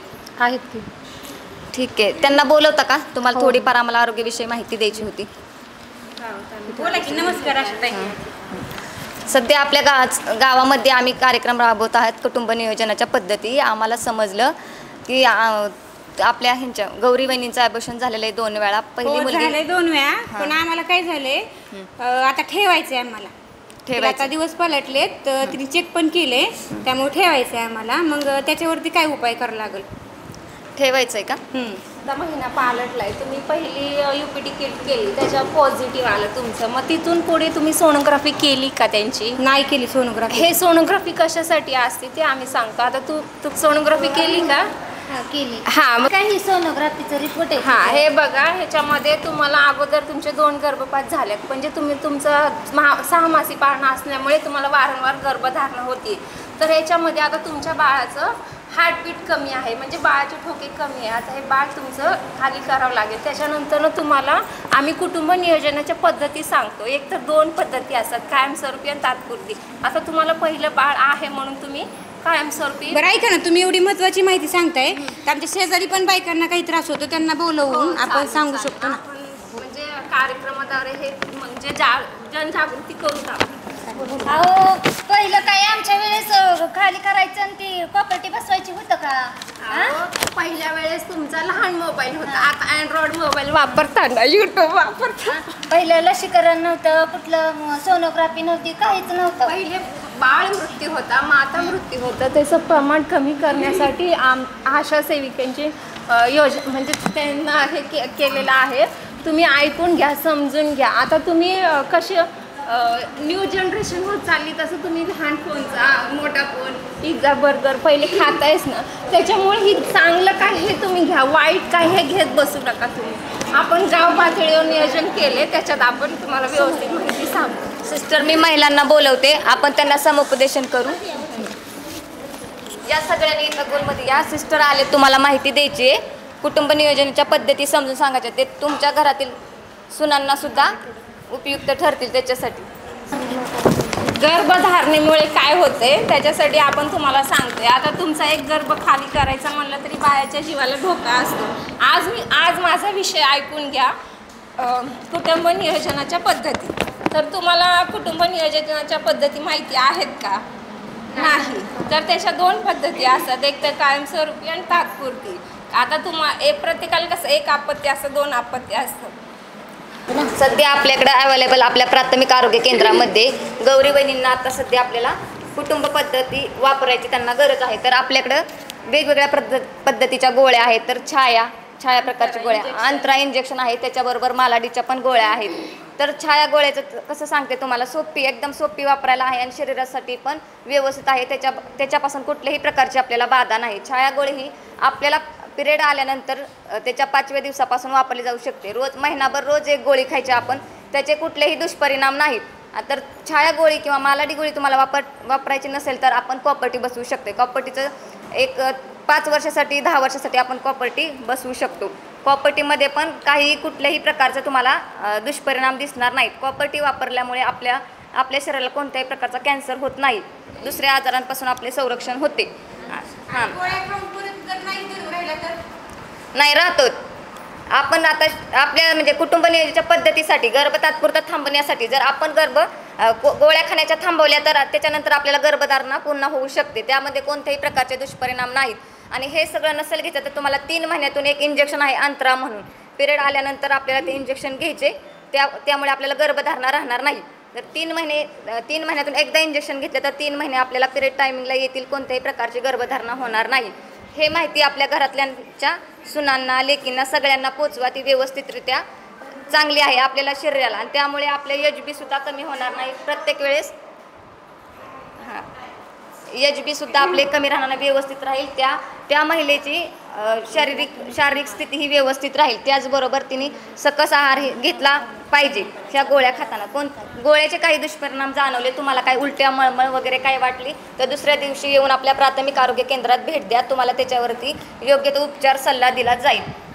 तुम्हाला नाही वापरलं तर काय होईल? काय म्हणताय? नाही वापरलं तर काय होईल? वारंवार गर्भधारणा होईल ना त्यांची, वारंवार गर्भधारणा होईल. जर तुम्ही म्हणताय वापरलं नाही, ठीक आहे, वापरण्याचं काही नाही. पण जर वापरलं नाही तर त्यांना गर्भधारणा होईल. त्यामध्ये जर ती बाय रिस्क असेल, थोड्या प्रमाणात तिचं म्हणजे हाय रिस्कमध्ये जाईल, तिचं HB कमी होईल. कारण प्रत्येक वेळेस तिचे ते ॲबॉर्शन होत राहील. गर्भपात झाल्यामुळे तिचं HB कमी होईल, ती बाळ व्यवस्थित राहणार. जे आपल्या कधी काय होतं, चुकून 4 महिन्यापेक्षा जास्त आपल्याकडून चुकून गर्भधारणा होते. त्यानंतर कुठंही कोणत्याही प्रमाणात ते बाळ खाली करता येत नाही किंवा ते बाळाला आपल्याला जन्म द्यावा लागतो. आता सध्या चालू कसं आहे आपल्या चालू पिढीनुसार हम दो हमारे दो हे असेल तर कुटुंब व्यवस्थित चालेल. तुम्हालाही काय वाटणार नाही. म्हातारपणी तुम्हाला परत त्यांचे जर 4 मुलं असतील तर तुम्हाला म्हातारपणी तुम्हाला तुमच्या घरात राहण्याची जागा राहणार नाही चालू पद्धतीनुसार. त्यामुळे तुम्ही आता सध्या हा विचार करताय जर नाही वापरलं तर काय होईल. पण जर पुढचा विचार केला तर ते दोघं नवरा बायको प्लस त्यांची 2 मुलं आणि सासू सासरे अशी व्यवस्थित अशी योग्य प्रकारची फॅमिली निर्माण होईल. त्याबरोबर बाळ सुदृढ राहील. प्रत्येक घरात 2 मुलं असल्यामुळे शिक्षण व्यवस्थितरित्या होईल. शिक्षण झाल्यामुळे पैसा पाणी सगळं जे ठरवलेलं असतं चालू घडामोडीनुसार त्यांचं बजेट व्यवस्थित राहील. एवढीच माहिती देते. कविताताई यांचे कुटुंब एका दुर्गम भागात राहत होते जिथे पिण्यासाठी वापरण्यात येणारे पाणी गावातील उघड्या विहिरीतून घेतले जायचे. या पाण्यामुळे कुटुंबातील सदस्यांना वारंवार पोटदुखी, उलट्या आणि जुलाब होत होते. त्यांच्या प्रकृतीची अवस्था गंभीर झाल्यावर त्यांनी आरोग्य केंद्राला भेट दिली. आशा कार्यकर्ती यांनी परिस्थिती ओळखून कुटुंबाला सुरक्षित पिण्याचे पाणी मिळवण्यासाठी मार्गदर्शन केले. दूषित पाण्याचे दुष्परिणाम, आरोग्य समस्या, वैयक्तिक स्वच्छता याबाबत कुटुंबाशी चर्चा केली. गावात पिण्याच्या पाण्याच्या स्रोतांची स्वच्छता सुनिश्चित करण्यासाठी ग्रामपंचायतीसोबत संपर्क साधून गावकऱ्यांसाठी सुरक्षित पिण्याच्या पाण्याविषयी जनजागृती मोहीम राबवली. सदर प्रसंगाचे भूमिका नाट्याद्वारे सादरीकरण करा. सदरचे सादरीकरण करत असताना प्रामुख्याने आपल्या शिकवण्यात येणाऱ्या संवाद आणि विविध समुपदेशन कौशल्यांचा वापर करावा.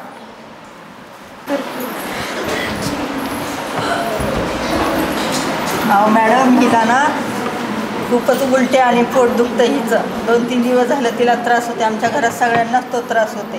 काय खाण्यात आलेलं का तुमच्या? कशामुळे त्रास होते? पाणी पिण्याचं कसं आहे? पाणी खराब आहे आमच्या इथं. झोपायचं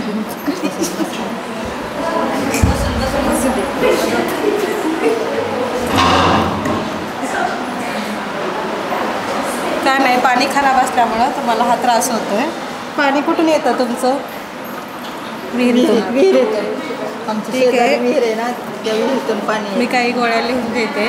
जिंकाची गोळी ही 14 दिवस रोज एक घ्यायची पाण्यात आणि ओरायचं.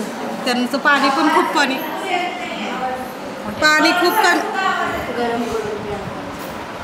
पाणी गरम करून पिणे आणि पाणी भरपूर पिणे. खूप त्यांचं पाणी शरीरातलं पाणी खूप कमी झालेलं आहे.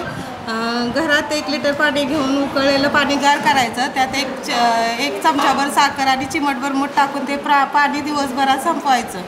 आणि आशा कार्यकर्ती कोण आहेत आपल्या त्या भागात त्या फोन करा, त्यांना फोन करते.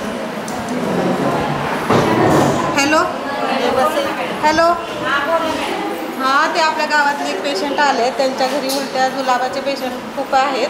तिथं जाऊन तपासणी करून घेऊन येत. आले मी. हां बोला ना मॅडम. हां, त्यांची ती घरी स्वच्छता काय आहे का, पाण्यात काही दूषित पाणी आहे का पहा, निरीक्षण करा. आणि अहो मॅडम, पाहिलं त्यांचे विहिरीतलं पाणी खूप दूषित आहे. त्याच्यामुळं खूप त्रास होते गावातल्या बऱ्याच लोकांना. पण मी बऱ्याच जणांना सांगितले पण कोणीच माझं ऐकत नाही. सरपंचांना भेटला? हां, त्यांनी पण मनावर घेत नाही. त्याच्यामुळे एक काम करा मॅडम, तुम्ही थोडंसं लक्ष घाला त्याच्यात आणि आपण त्यांना भेटायला जाऊया. हां मॅडम, गावातलं विहिरीचं पाणी खूप दूषित आहे. कोण लक्ष देत नाही. थोडंसं तुम्ही लक्ष घातलं तर बरं होईल. जरा गावात खूप लोकांना त्रास होते, उलट्या जुलाब. त्याच्यामुळे तुम्ही थोडं लक्ष घाला त्याच्यामध्ये. बरं चालतंय. आपण जे पाण्यासाठी त्यांना बोलवा आपण. हां. हॅलो हॅलो, ग्रामपंचायतीमध्ये या बरं जरा. हां येतो. हां बोल. ते आशा वर्कर आलेत आपल्या गावचे. ते म्हणतात की पाणी खराब आहे आपल्या विहिरीचं. मग त्या विहिरीमध्ये तुम्ही काय मेडिक्लोर टाकता का? हो टाकतो. हो बघा ते काय म्हणतात. एकदा पाईपलाईन आपल्या गावची कशी आहे काय त्यांना सांगा जरा व्यवस्थित. हो सांगतो. ते जागोजागी खड्डे पडल्यामुळे पाईप जरा फुटलेले आहेत. ते पाणी जरासं प्यायचं पाणी बाहेर म्हणजे दूषित पाणी त्याच्यामध्ये जाते. त्याच्यामुळे जास्त प्रादुर्भाव वाढला उलट जुलाबाचा. त्यामुळे आपल्या गावी हे करा. हो चालते. पाण्याच्या पाईपलाईनिंग ही करून घेतो, दुरुस्त करून घेतो. हो आणि पाण्यात रोजच्या रोज मेडिक्लोर टाकून आपलं स्वच्छ पाणी सोडत जावा. त्याच्यामुळे आपल्या गावकऱ्यांना त्रास होणार आहे. आपल्याच गावात अतिसाऱ्या आणि उलट्याचं प्रमाण वाढणार आहे. हो चालतंय. आशात आहे, तुम्ही काळजी करू नका, करू आपण स्वच्छतेचे संदेश आहेत. स्वच्छता पाळा, रोगराई टाळा. माझा भारत स्वच्छ भारत. स्वच्छता असेल तिथे आरोग्य वसेल तिथे. स्वच्छताची घेऊन साथ, अतिसारावर करू मात. प्रत्येकाने स्वच्छता अशी राखली पाहिजे. स्वयंपाक करायच्या अगोदर हात साबणाने स्वच्छ धुतले पाहिजेत. बाळाची शी धुतल्यानंतर हात स्वच्छ धुतले पाहिजेत. जेवण करण्यापूर्वी हात साबणाने स्वच्छ धुतले पाहिजेत. एवढं पाळलं तरी रोगराई कमी होते. पाणी आठवड्यातून थोडा दिवस पाळणे, आजूबाजूचा परिसर स्वच्छ ठेवणे, टायर घराच्या शेजारील टायर त्याच्यामध्ये पाणी होऊ नये, देऊ नये. पाणी म्हणजे जीवन, हेच आपले स्पंदन. घरोघरी नारा, स्वच्छ परिसर ठेवा. स्वच्छता पाळा, रोगराई टाळा. माझा भारत स्वच्छ भारत. स्वच्छता असेल जिथे आरोग्य वसेल तिथे. स्वच्छतेची घेऊन साथ, अतिसारावर करू मात. पाणी म्हणजे जीवन, हेच आपले स्पंदन. घरोघरी नारा, स्वच्छ परिसर ठेवा. स्वच्छता हे सर्व रोगांचे एकमेव औषध. पाणी आडवा, पाणी जिरवा.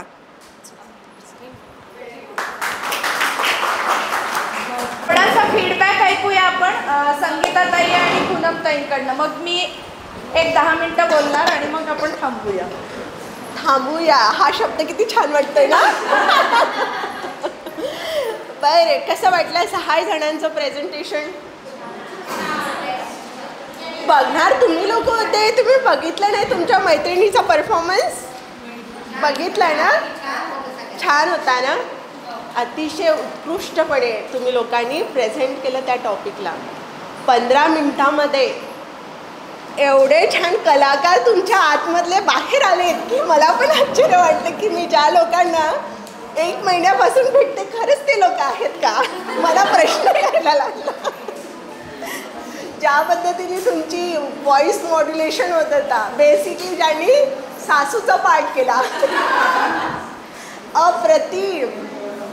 फक्त थोडं हेच की ज्यांना हेजिटेट होतं त्यांनी थोडं अजून पुढे आलं असतं ना, कारण की आपण आपल्या मैत्रिणीसमोरच प्रेझेंट करत आहोत. तिसरा कोणता व्यक्ती नव्हताच इथे. मी होती, मॅडम होत्या, हे लोक होते. आपण सगळे एक आहोत ना, तर दुसरं कोणी नव्हतंच. तर आपण जर खुलून बोललो असतो तर परत जे लोक बोलत नव्हते त्यांच्यामधले सुप्तगुण परत बाहेर आले असते.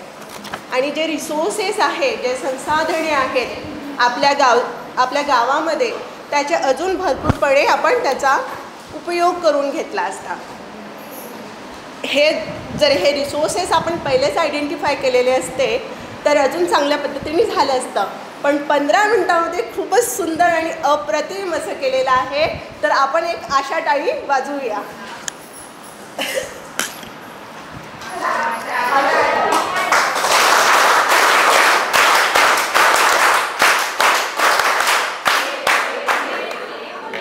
चल, सगळ्यांनी पहिल्यांदा स्वतःची पाठ थोपटून घ्या.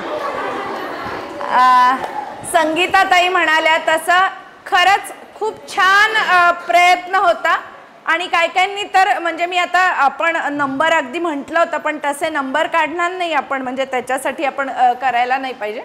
पण तुम्हाला सकाळपासून लक्षात आलं म्हणजे एकतर वेगवेगळ्या एक्झरसाइजमधनं काय करायचं आहे हा अंदाज आला होता. आणि आज मला आनंद आहे की तुम्ही खुलेपणानं सगळ्यांनी त्याच्यात भाग घेतला. संगीताताई म्हणाल्या तसं 15 मिनिटात तुम्ही मॅनेज केलं की कोणी कुठला रोल करायचा आणि छान प्रेझेंटेशन केलं. फक्त आता काही हिंट्स म्हणजे संवाद कौशल्य किंवा समुपदेशन कौशल्य म्हणतो, आपल्याला अजून सुधारणेला वाव नक्की आहे. बरोबर आहे. म्हणजे आपण जे म्हणत होतो आम्हाला ऐकू येत नाही आहे, ऐकू येत नाही आहे, म्हणजे साधं आहे. आपला आवाज समोरच्याला कन्व्हिन्सिंग व्हायला पाहिजे, त्याला आपल्या बोलण्यावर विश्वास यायला पाहिजे.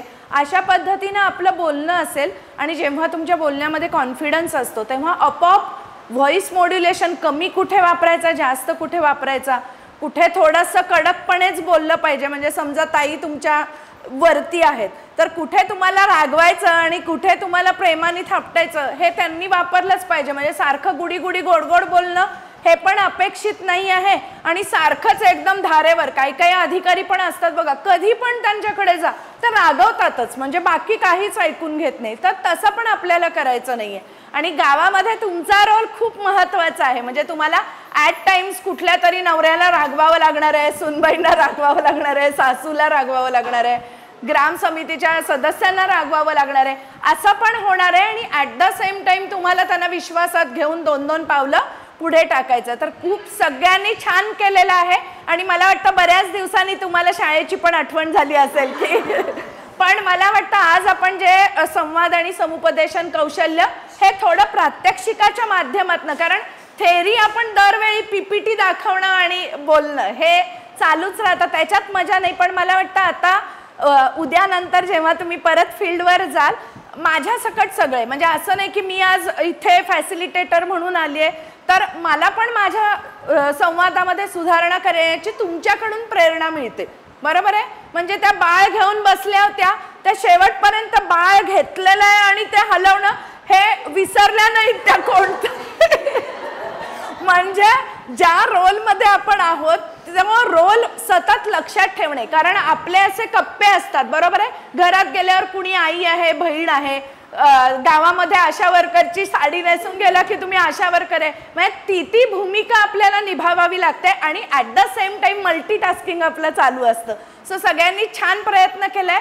फक्त आज कळलेलं आहे एक शेवटचा छोटासा आपण एक्झरसाइज करणार आहोत, कारण सकाळपासून तुम्हाला स्वतःबद्दलचा पण बऱ्यापैकी अंदाज आलेला आहे की आपल्यात काय सुधारणा करायच्यात आणि काय आपल्यात कमी आहेत.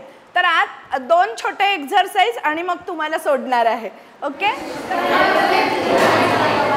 आपल्याला वहीमध्ये काय काय लिहायचंय बघा. एकच एक्झरसाइज करू. आपल्या आयुष्यामध्ये आपल्या अंगात अनेक गुण आहेत, बरोबर आहे. n नंबर ऑफ गुण, n नंबर म्हणजे अनेक गुण आहेत तुमच्यामध्ये. तुम्हाला काय वाटतं की तुमची स्वतःची ओळख करून देताना आपल्या आयुष्यात अशी कोणती 3 मूल्य तुमच्या आयुष्यात महत्त्वाची आहेत? मूल्य म्हणजे इथे आपले स्वतःतले गुण म्हणूयात की जे गुण तुम्ही पाळता किंवा ती मूल्य तुम्ही कायम लक्षात ठेवता आणि असा प्रयत्न करता की शक्यतो ती मूल्य आपल्याकडून तुटली नाही पाहिजेत. म्हणजे समजा मी वेळेवर जाते, हा माझा गुण असला किंवा माझं मूल्य आहे की कुठेही मी उशिरा जाणार नाही, तर मी जास्तीत जास्त प्रयत्न करते की मी प्रत्येक ठिकाणी वेळेवर पोचेन. म्हणजे वेळेवर जाणं हे माझं मूल्य आहे, जे मी प्रयत्न करते की आयुष्यभर मी ते पाळेन. किंवा मी एक कुठल्याही कामामध्ये करप्शन न करणारी अधिकारी आहे असं जर मी क्लेम करत असेल, तर पूर्ण कार्यालयीन कामकाज करताना मी असा प्रयत्न करेन की अगदी मोहाचे क्षण जरी आले, म्हणजे आता समजा माझ्या बाबतीत बिईंग अ रेव्हेन्यू ऑफिसर, बरोबर आहे, आम्ही वेगवेगळे लँड मॅटर्स हँडल करतो, अनेक गोष्टींवर आमचं कंट्रोल असतो. तर अशा वेळी मोहाचे क्षण आले तरी सुद्धा किंवा अगदी माझ्या वरिष्ठांनी मला भरीस पाडण्याचा प्रयत्न केला तरी सुद्धा मी हे प्रयत्न करेन की मी कुठल्याही कामामध्ये माझ्या पगाराव्यतिरिक्त कोणताही पैसा स्वीकारणार नाही. हे माझं मूल्य आहे आणि ते पाळण्यासाठी मी आयुष्यभर धडपडीन, बरोबर आहे. हे माझं मूल्य आहे. किंवा मोठ्यांचा मी आदर करेन असं माझं मूल्य असेल तर मी शक्यतो माझ्याकडनं कुणाचा अपमान होणार नाही याच्यासाठी कार्यशील राहील. तर तुमच्या आयुष्यामध्ये प्राधान्यानं अशी 3 मूल्य किंवा असे 3 कोणते गुण तुम्हाला वाटतात की ते शक्यतो मी विसरणार नाही किंवा त्याच्याशी मी लॉयलच कायम राहीन, त्याच्याशी बेईमानी करणार नाही, असे प्राधान्यानं 3 तुमचे गुण किंवा 3 मूल्य तुमच्या वहीत तुम्ही लिहायची आहेत. समजलं? ती लिहिल्यानंतर मग पुढे आपण काम करूया. तर तुमच्यात 100 गुण असतील, पण सगळ्यात महत्त्वाचे तुम्हाला डिस्क्राईब करणारे, तुमचं वर्णन करणारे अशी 3 मूल्य किंवा गुण कोणते आहेत ते आपल्या वहीत लिहा. समजला प्रश्न का नाही? 3 मूल्य म्हणूया. मूल्य शब्द अवघड वाटत असेल तर गुण म्हणूयात की असे 3 गुण आहेत की मी सगळ्यांशी सहकार्यानं वागेन, शक्यतो मी कुणाचा अपमान नाही करणार, असं काही.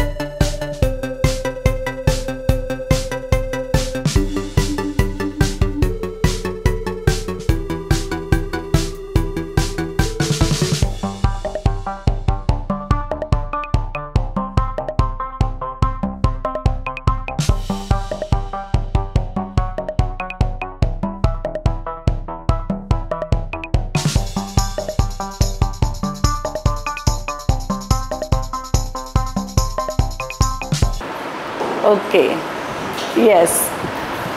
पूनम मॅडम कडनं आता पहिल्यांदा ऐकू, त्यांनी हात वर केला. व्हेरी गुड, मला आवडलेलं आहे. तुम्ही शेअर कराल तुम्ही काय लिहिलंय ते? Yes please please. नाही पूनम मॅडम, मग तुम्हाला सांगते. येस काय काय? ओके. पण हे तुम्हाला सुधारण्याचं तुम्ही लिहिलंय की चिडचिड कमी करायचे. ओके, जोरात टाळ्या येऊ देत जरा. ॲक्च्युली हा एक्झरसाइज खूप अवघड आहे, कारण आपल्याला n नंबर ऑफ गुण असतात, आपल्याकडे मूल्य पण असतात. प्राधान्यानं 3 आपल्याला कळणं आणि आपण निदान आपल्याशी तरी असं ठरवणं की हे 3 गुण मी माझ्या अखेरच्या श्वासापर्यंत ठेवेन किंवा पाळण्याचा प्रयत्न करेन, हे कळणं सुद्धा महत्त्वाचं आहे. कारण कित्येक लोकांना आपल्यामध्ये काय मूल्य आहे आणि ते का पाळायचं हे कळत नाही. लक्षात आलं? आज तुम्ही हे एक पाऊल पुढं गेलाय की हे तुम्ही लिहिलंय सगळ्यांनी. अजून कोणाला सांगायचंय? येस, पुढे या, इथे या. स्वतः नवीन गोष्टी शिकणं आणि त्याच्याबद्दल नवीन माहिती दुसऱ्यांना देणं, हे पहिलं तत्व. इतरांशी प्रामाणिकपणे राहणं आणि सगळ्यांशी आदरयुक्त राहणं. Very good, thank you. अजून एका. येस, वरिष्ठांनी मूल्य सांगणं पण फार महत्त्वाचं असतं, कारण वरिष्ठ आपले जर मूल्य पाळून जाणारे असले, कारण मी आता 22 वर्ष महसूल खात्यात होते, त्यामुळे वरिष्ठ कसे असले पाहिजेत आणि कसे नसले पाहिजेत. आणि म्हणजे मी महसूलमध्ये होते म्हणून नाही, तुम्हीही आता गेले 14, 15, 20 वर्ष फील्डवर काम करताय. तुमचे इमिजिएट बॉस आणि त्याच्यावरचे बॉस जर मूल्याधिष्ठित काही वागत असले तर एकंदरीत प्रशासनावर कसा परिणाम होतो, आणि ते जर चुकीचे इन द सेन्स त्रास देणारे, वैतागणारे असे असले तर आपलं काम कसं असतं ह्याचा तुम्हाला नक्की पुरेपूर, म्हणजे अशी पटपट आता नावं विचारली तर चांगले अधिकारी आणि वाईट अधिकारी, बॉस, असं तुम्ही लगेच सांगू शकाल. बरोबर आहे? सो मॅडम पुढे आल्या त्याबद्दल आधीच टाळ्या वाजूया मॅडमसाठी. येस. माझं पहिलं मूल्य आहे ते शिस्त. प्रत्येक वेळोवेळी मी PSCला व्हिजिटला जाईल किंवा ज्यावेळी माझ्यासमोर माझे वरिष्ठ असतील त्यावेळी त्यांना मी 3 आवर्समध्ये आपण सकाळ दुपार संध्याकाळमध्ये गेल्यानंतर त्यांना त्या गुड मॉर्निंग असेल, गुड आफ्टरनून असेल, गुड इव्हनिंग असेल, समोरच्याला रिस्पेक्ट देणं हा माझं पहिलं मूलभूत कर्तव्य असतं. मी ते करतेच. आणि माझ्या आशाताईंनी मला चुकून जरी नाही केलं तरी मी त्यांना ते आठवण करून देते, तू मला आज गुड आफ्टरनून केलं नाहीस, तुला ते करावं लागेल. मी ते त्यांना शिस्त पाळायला सांगते. आणि दुसरी गोष्ट, कुठलेही वरिष्ठ अधिकारी येऊ देत, त्यांना आपण आम्ही आमच्या शिस्तीचं वर्गात, म्हणजे आता आमचं आशांचं रिपोर्टिंग वगैरे घेतो, एका लाईनमध्ये बसणं, एकसारख्या युनिफॉर्ममध्ये सगळ्यांनी दिसलं पाहिजे, एक जणीने जरी नाही घातला तरी त्याची कारणं, तिला ती शिक्षा, तिला ते बोलणं, ते सगळं आम्ही त्या शिस्तबद्ध करतो. वेळेत रिपोर्टिंग घेणं, वेळेत सगळी कामं करून घेणं ही माझी प्रायोरिटी समजते. दुसरं काम असेल तर न्याय, अन्याय आम्ही कधी सहन करत नाही, मी दुसऱ्याला सहन करून देत नाही. माझ्या पूर्ण बारामती तालुक्यातील सगळ्या आशाताईंना माहीत असेल, कुठल्याही आशाताईवर जर अन्याय झाला तर त्यांच्या फोनला हजर राहून त्या मेडिकल ऑफिसरशी चर्चा करून न्याय मिळवून देण्याचं काम मी करते. त्यामुळे मी स्वतःही करत नाही अन्याय आणि दुसऱ्याला पण करू देत नाही. आणि तिसरं माझं असेल ते काम हाच माझा देव आहे. परमेश्वराची पूजा करायची असेल तर आपल्याला परमेश्वराने कामासोबत मेवा दिलेला आहे. आणि आम्ही ज्या कामात, ज्या क्षेत्रात आम्ही काम करतो ते आरोग्याची सेवा करतो, समोरच्या लोकांचा दुवाही भेटतो आणि आपल्याला त्याचा मेवाही भेटतो. त्यामुळे हे दोन्ही काम करत असताना पहिल्यापासून मी पोरींना सांगितलं की परमेश्वरापेक्षा समाजसेवा ही सगळ्यात मोठी आहे आणि त्यातूनच आपल्याला देवदर्शन घडत असतं. त्यामुळे ते सर्वांनी करावं, मीही तेच करते. Very good, thank you. येस, उद्याचा होमवर्क सांगते आणि मग आजचा दिवस आपण कन्क्लूड करूया. आत्ता गुण ऑलरेडी आपण मूल्य लिहिली आहेत. उद्या येताना तुम्हाला स्वॉट ॲनालिसिस असा शब्द कधीतरी ऐकला असेल. स्वॉट ॲनालिसिस म्हणजे काय, तर स्वतःच्या स्ट्रेंथ म्हणजे स्वतःची बलस्थानं, स्वतःमधले विकनेस. W म्हणजे काय, विकनेस. स्वतःची बलस्थानं म्हणजे स्ट्रेंथ. त्या कोणत्या कोणत्या स्ट्रेंथ तुमच्यामध्ये आहेत, तुमची बलस्थानं काय आहे. म्हणजे जसं आत्ता समजा ताईंचं उदाहरण घेऊया की त्या शिस्तीच्या आहेत, शिस्तीमुळे त्या अनेक जणांना काय करू शकतात, कंट्रोल करू शकतात. बरोबर आहे. कंट्रोल इन द सेन्स नेतृत्व करू शकतात. म्हणजे नेतृत्व हे त्यांचं बलस्थान आहे. बरोबर आहे. तशी तुमची बलस्थानं कोणती कोणती आहेत ते एस शब्द लिहायचा, स्ट्रेंथ किंवा बलस्थानं म्हणायचं आणि तुमची बलस्थानं त्याच्यामध्ये लिहायची. म्हणजे उद्याचा थोडासा वेळ आपला, आज आपण थोडंसं मागे राहिलो काही सिलेबस, म्हणजे जे ठरवलं होतं ते. त्याच्यानंतर काय विकनेसेस, की कोणती तुमची कमी आहेत तुमच्यामध्ये असं वाटतं की ज्याच्यावर तुम्हाला काम करायचंय. म्हणजे उदाहरणार्थ आजचा सगळा अभ्यास झाल्यावर तुम्हाला वाटेल की तुम्हाला अजून संवाद कौशल्य जास्त छान पद्धतीनं पुढे नेता येईल. तर म्हणजे अजून विकनेस आहे किंवा मला भीती वाटते थोडी. बाकीच्या आशाताई एकदम छान छान बोलत होत्या पण मी जरा मागेच राहिले रोल प्लेमध्ये. असं असेल तर काय काय विकनेसेस आहेत. किंवा आता जसं पूनमताईंनी म्हटल्या, नाही मी आता चिडचिडेपणा कमी करेन. म्हणजे चिडचिडेपणा, एखाद्या प्रसंगी मला पटकन समजा राग येतो किंवा मी इरिटेट होते असं आपण म्हणतो. बरोबर आहे. पेशन्स आपल्या अनेकदा कमी असतो. म्हणजे मुलांच्या बाबतीत तर आपला पेशन्स फार कमी असतो असं मला वाटतं की पटकन आपण रागवतो. सो अशा पद्धतीनं विकनेसेस काय आहेत हे लिहायचं. त्याच्यानंतर ओ म्हणजे स्वॉटमध्ये SWO आणि T. ओ म्हणजे अपॉर्च्युनिटीज, संधी. तुमच्यासाठी काय काय संधी आहेत, व्यक्तिगत संधी काय आहेत आणि तुम्ही आशा वर्कर म्हणून काम करतायत. तर गावामध्ये तुम्ही काय काय करू शकतात, काय पद्धतीच्या संधी आहेत. ज्या क्षणी कुठलाही युनिफॉर्म आपण आपल्या अंगावर चढवतो त्याला एक आयडेंटिटी आहे. जसं NCC मध्ये असताना मला आठवतंय, NCCचा ड्रेस घातला कीच तो कॅडेट वेगळ्या पद्धतीनं चालायला लागतो. बरोबर आहे. ती एक शिस्त, डिसिप्लिन सगळी अंगात येते. तसं तुमची जेव्हा गुलाबी साडी तुम्ही ही जेव्हा अंगावर चढवता तुम्हाला एक आयडेंटिटी मिळते. सो धिस इज अपॉर्च्युनिटी, संधी आहे तुमच्यासाठी उत्तम काम करायचं. आणि गावाचा आरोग्यामध्ये तुम्ही ॲक्टिव्हिस्ट आहे तुमच्या नावामध्ये. बरोबर आहे. तुम्ही सगळ्या ॲक्टिव्हिस्ट कार्यकर्ते आहात तर तुम्हाला N नंबर ऑफ अपॉर्च्युनिटीज आहेत.